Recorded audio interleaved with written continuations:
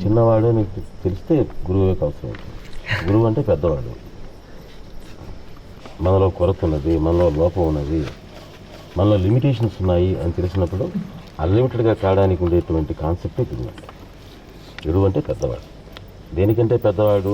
ఎందుకంటే పెద్దవాడు. మన లిమిటేషన్స్ ఉన్నంత వరకు మన గురువు అవసరం. మనం చిన్నవాడినంత వరకు పెద్దవాడు అవసరం.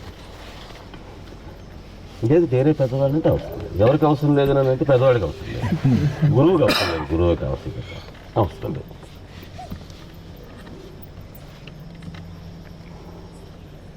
గురువు అని అంటే ఆ ఉద్దేశం, ఆయన యొక్క భావం అది.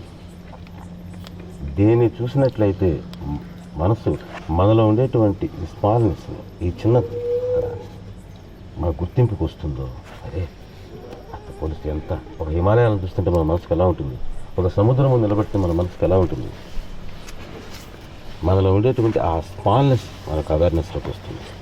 ఎవరి ముందు అయితే మనలో ఆ స్మాల్నెస్ అవేర్నెస్లోకి వచ్చి, కానీ ఈ స్మాల్నెస్ వల్ల వచ్చేటటువంటి దుఃఖం కాకుండా ఆ అనంతత్వాన్ని చూసినటువంటి ఆనందం మాత్రం మిగులుస్తుంది, అది భూతత్వం అంటే. అంతేనా? మామూలుగా మనం చిన్న భావం,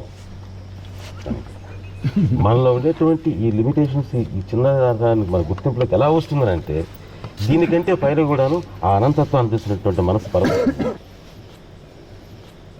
అట్లా దేని వారు చూసినట్లయితే మనకు ఆ పరవశం వస్తుందో, ఆ ఆనందం వస్తుందో, అదే మనకు.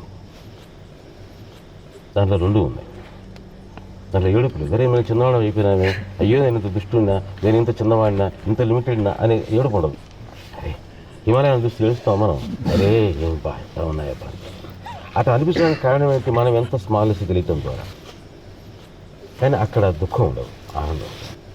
అటువంటి ఆనందాన్ని ఇచ్చేటువంటి స్వరూపం గురుతత్వం. బాబాతో అటువంటి మనకు బాబాకు ఉండేటువంటి కనెక్షన్ అది అర్థం చేసుకుంటే, ఈ ప్రశ్నలు ఉన్నాయి, గురువు ఉంటే అవసరమా, ఎట్లా ఉండాలి, ఆయన ఉపదేశం చేయాలా చేయకూడదా, భౌతికంగా ఉండాలా అభౌతికంగా ఉండాలా, ఇటువంటి ప్రశ్నలకు వేటికి సందేహం లేదు, తావలేదు. గురువు అంటే ఇది, గురువు అంటే ఇది, అదే గురువు.